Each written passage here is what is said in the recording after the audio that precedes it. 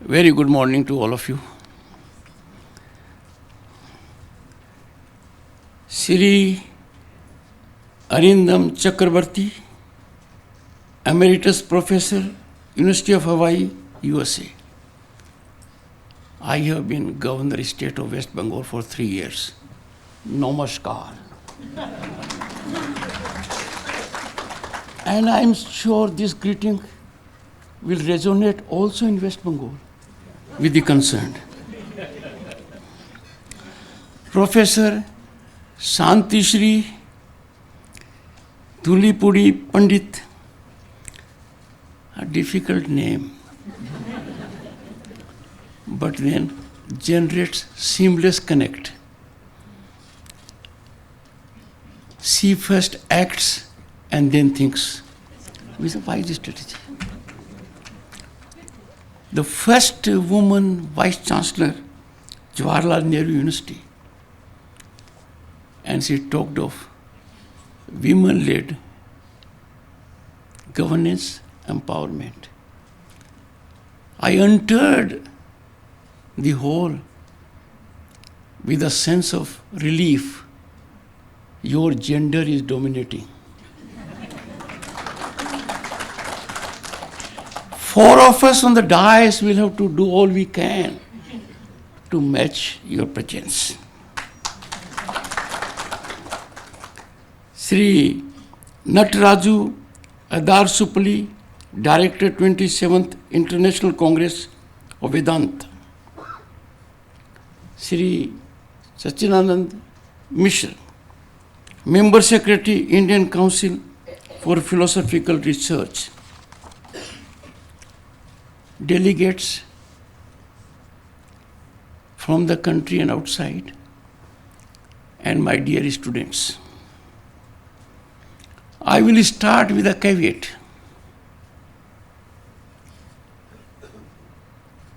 I am not fully exposed to the academic concept of Vedanta,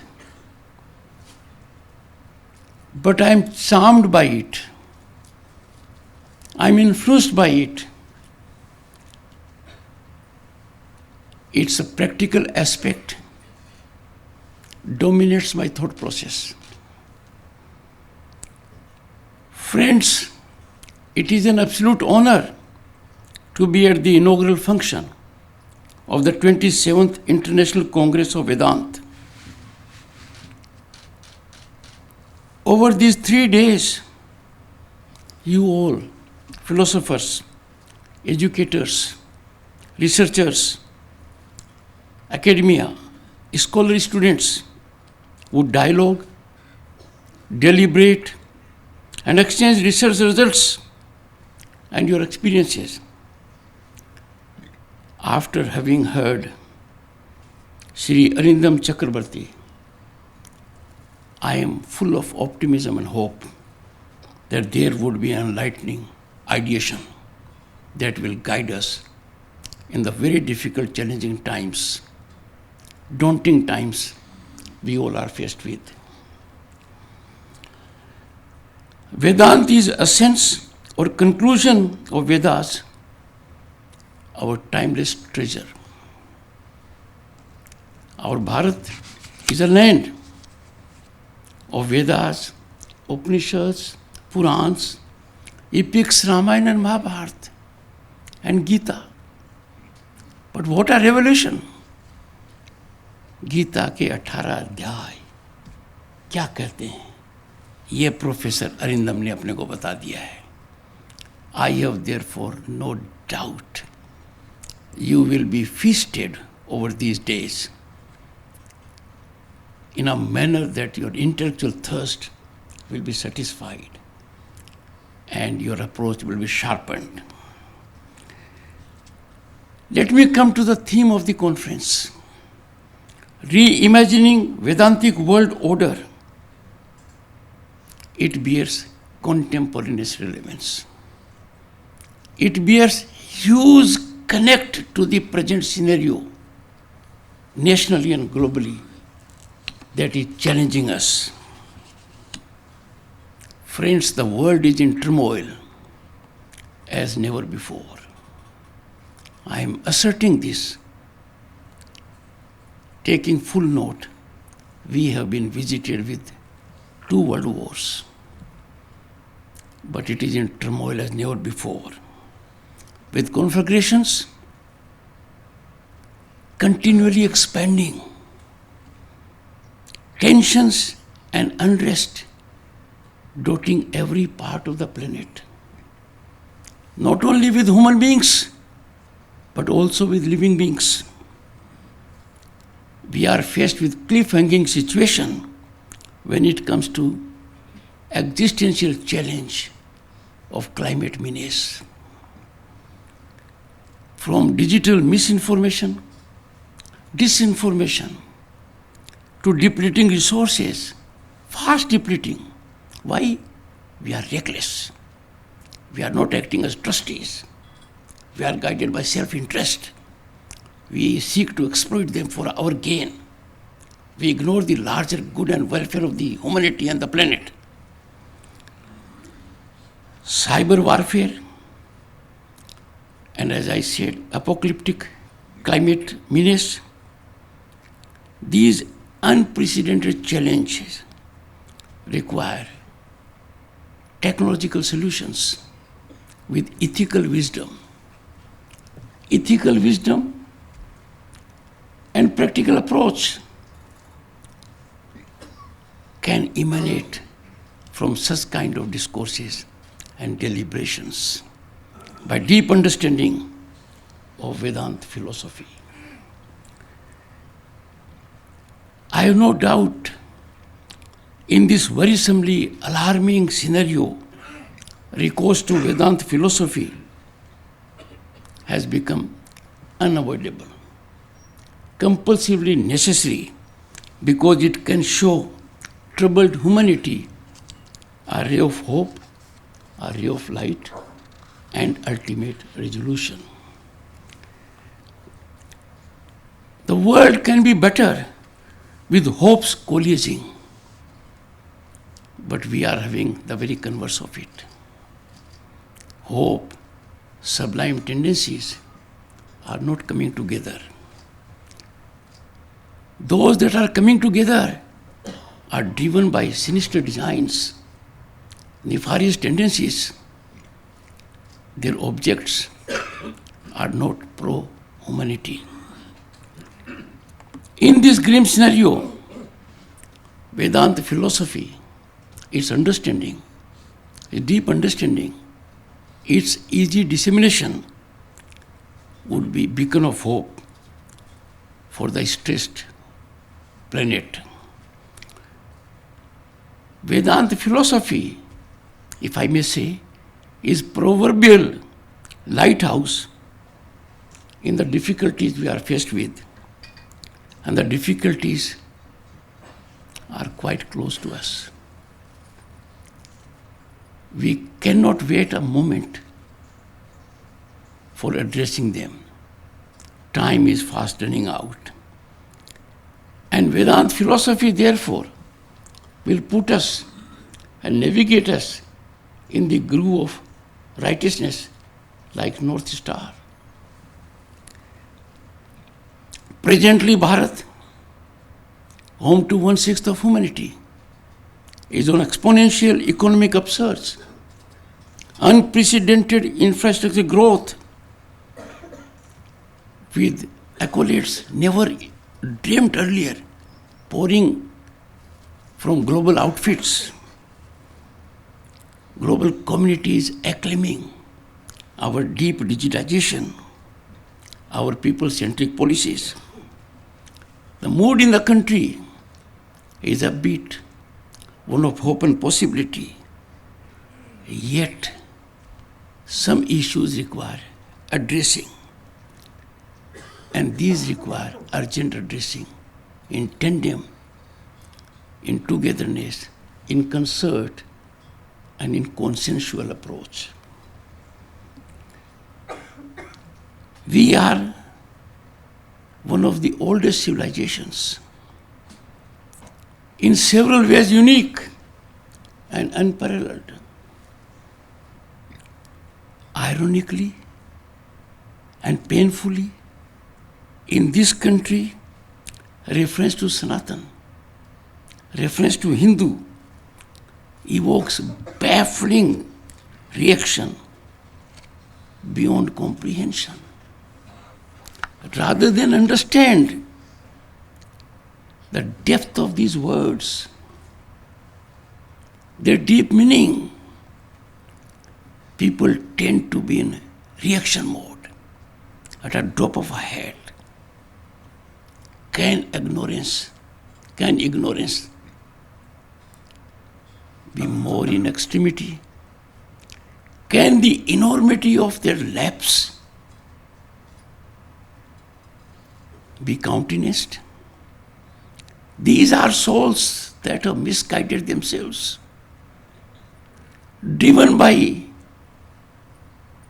a dangerous ecosystem that is threat not only to this society but to themselves.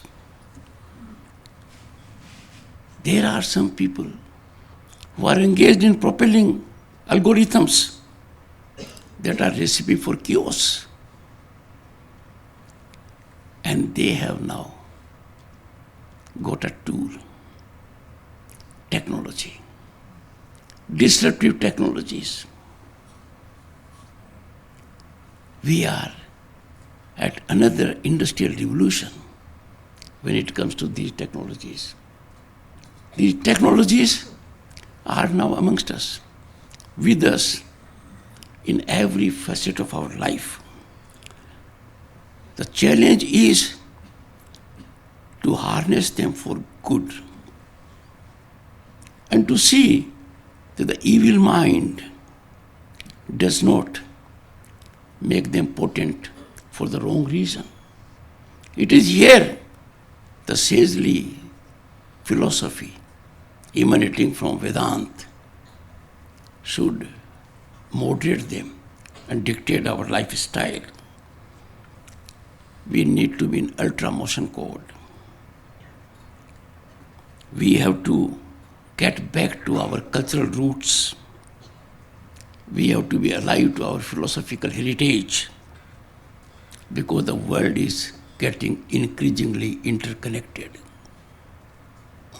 Sublimity, a sense, quintessential values of Vedanta philosophy remind us of inclusivity. And which country can define inclusivity more than our Bharat? Our values define it, our actions define it, our individual life defines it, our social life defines it. Two things, friends, are fundamental: expression and dialogue. Everyone on the planet must have right of expression. Right of expression is a divine gift. Its curtailment, its dilution by any mechanism is not wholesome. And this brings into picture another aspect: dialogue. If you have right of expression, you don't engage in dialogue, then the things can't work out. And therefore, both these must go hand in hand. Expression and dialogue are quintessential to civility, nurturing of democratic values. If I may say, expression and dialogue being on the same page, they will generate symphony of harmony in society. And harmony in society or in individual's life is fundamental to growth. Friends, it's a matter of great concern, hugely concerning, that disturbance and disruptions, they've hampered, virtually defeated dialogue and expression. Dialogue, debate, discussion, deliberation have exited under the onslaught of disruption and disturbance, even in the theaters of democracy. What a travesty. If these temples of democracy, their sanctity is outraged, it is no less than sacrileging them. That is what is happening at the moment. But if we delve deep into Vedanta philosophy, we come to know about it, rest will follow. And therefore such kind of discourses are very, very essential. And another ironical situation that pains me and pains you all. Global disciplines are embracing the Vedanta philosophy, our ancient wisdom. They are exploiting our gold mine. If I may say so, when we faced COVID, Atharved dominated because it was encyclopedic on health. They are doing it. But some in our country, some in this land of spirituality, dismiss Vedanta and Sanatani texts as regressive. And they are doing it without knowing it, not even physically seeing them, much less go through them. This dismissal often stems from perverted colonial mindsets, inefficient understanding of our intellectual heritage. What a tragedy, what a travesty. These elements who act in a structured manner, in a sinister fashion. The design is pernicious.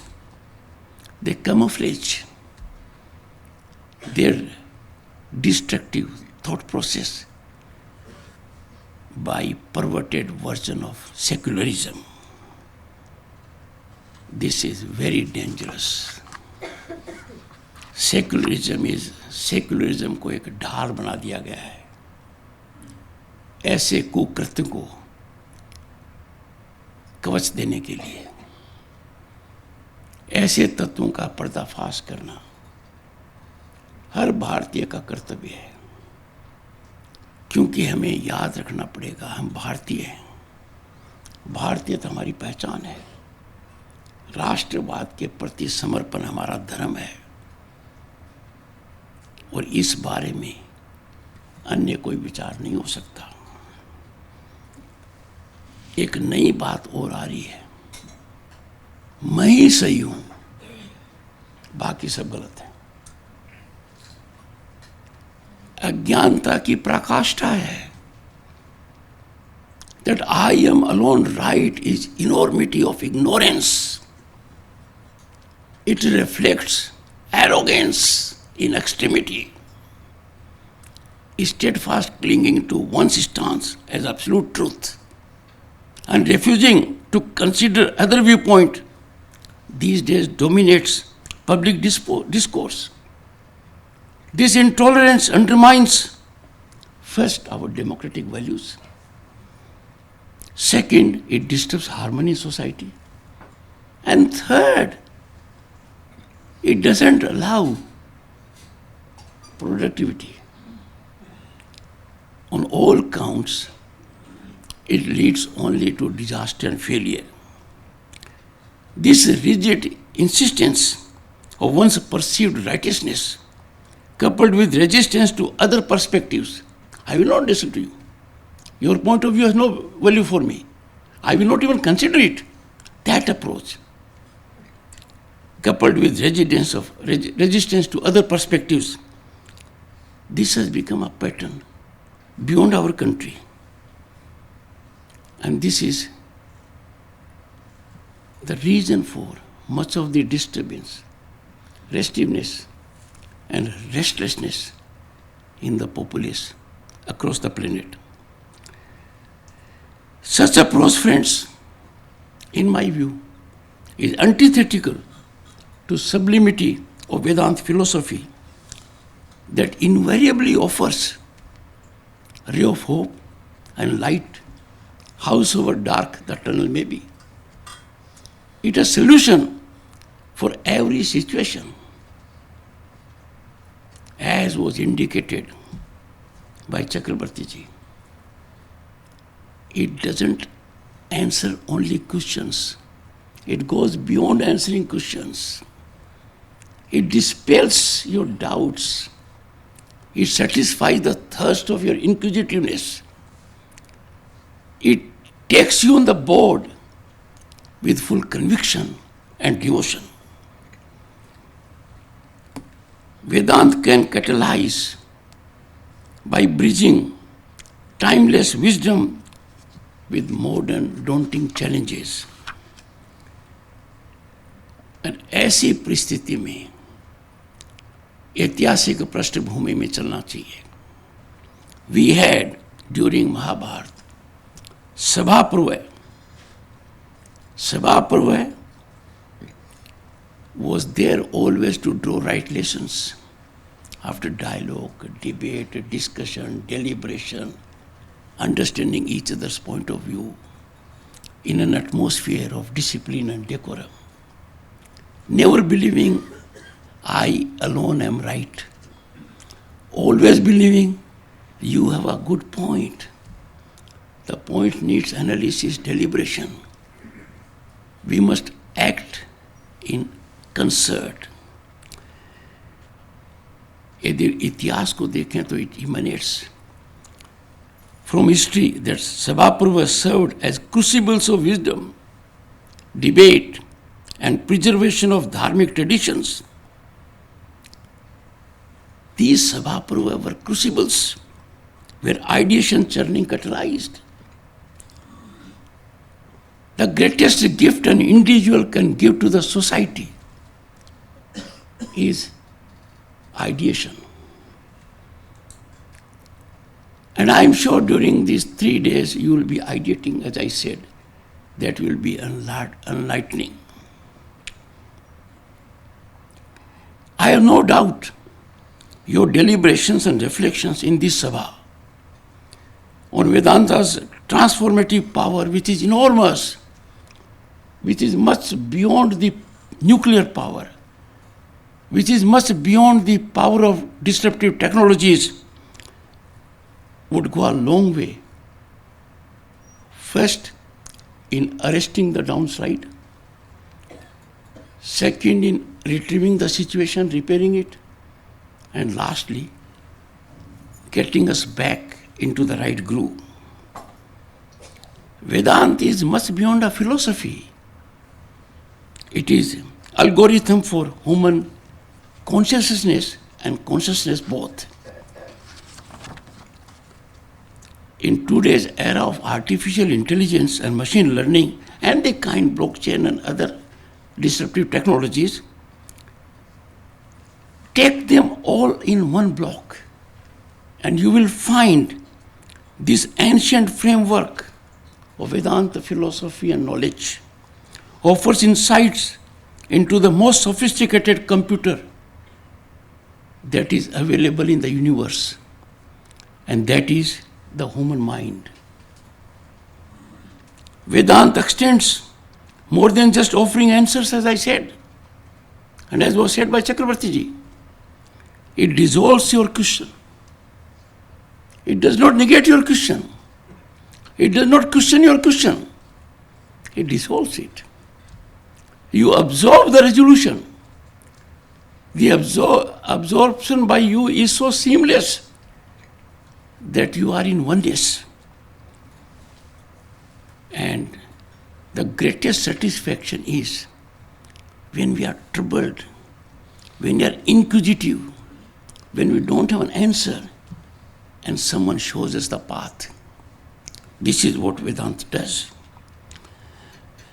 Friends, it is expedient. I would say it is urgently expedient.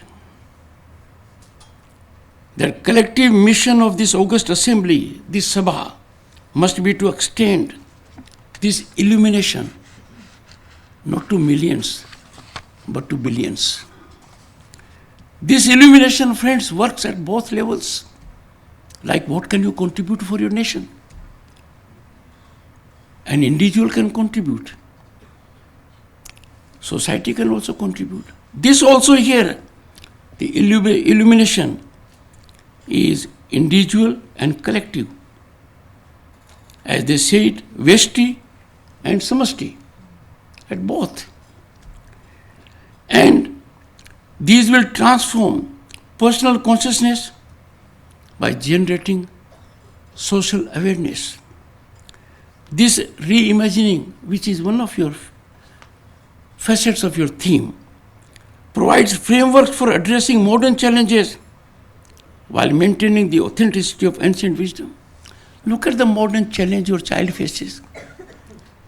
Look at the modern challenge your relationship faces. Look at the present challenge that defines all the wrong things about your relationships with your teacher, with your parents, with your neighbors. A solution is available in our ancient wisdom, Vedanta philosophy. At its core, Vedanta promotes dialogue. This dialogic tradition shows how different viewpoints can coexist while maintaining philosophical rigor. I try my utmost as chairman Rajya Sabha. Rajya Sabha is House of Elders, Council of States, the upper house. And there, we are never in dialogue. I am sure if the members of parliament are led to study Vedanta philosophy, they would surely be more receptive.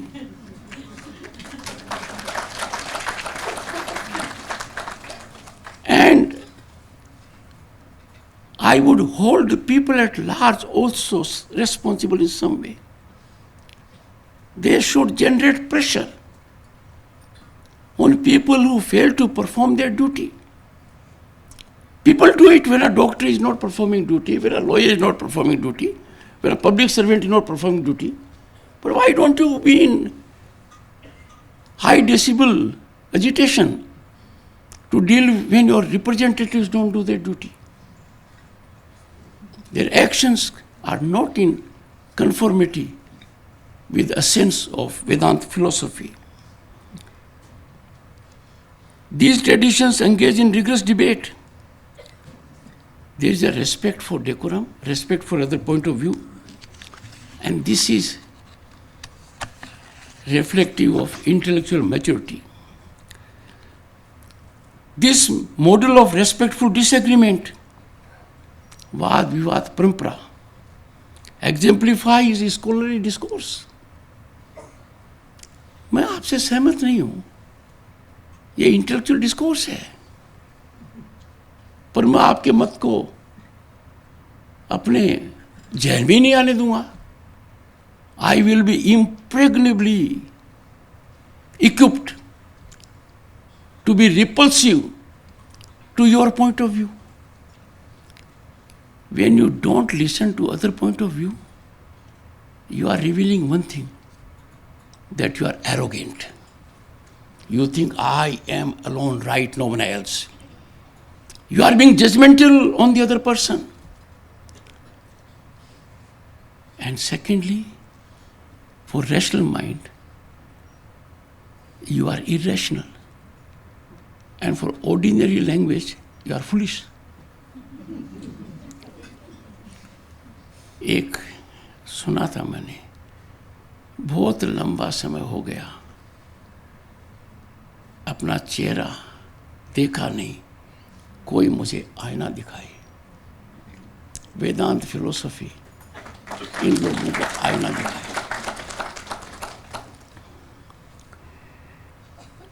As a matter of fact, disagreement is the greatest expression of democratic values. Like a failure is not failure. A failure is a stepping stone to success. A failure is not your defeat. Failure comes from several circumstances. You planned something very great, and weather comes into way, inclement weather. You can't go to your place you like. It happens. So failures, young boys and girls, should not be taken as defeat. अब क्या है कि दो ही पक्ष हो गए, binary world, हाँ ना. अरे हाँ ना का तो मतलब ही नहीं है. वेदांत philosophy teaches you not this, not that. It doesn't say yes or no. India's enduring unity amid tremendous diversity stems from this Vedantic foundation. Just imagine why this country has never believed in expansion. Why we have been so absorbing. Our inclusivity is embedded in our DNA. That has evolved for more than 5,000 years. Vedanta's dynamism allows each generation to discover contemporary relevance while preserving timeless truths. I'll tell you, before Socrates, we had a philosopher, Heraclitus. He is famously known for the only constant in life is change. But he buttresses it by an illustration. The same person cannot enter the same river twice. Neither the person is the same nor the river is the same.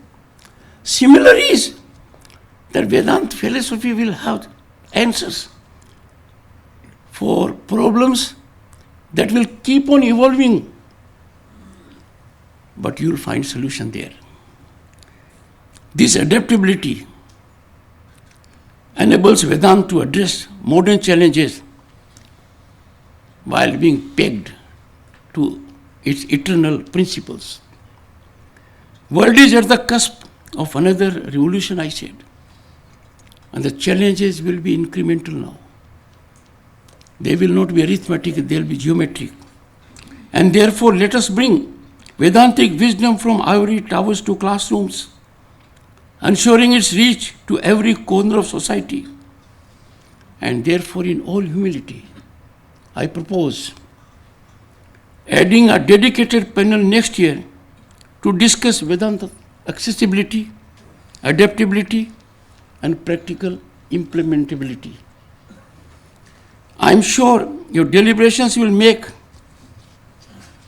the timeless ideas more relevant to contemporary world.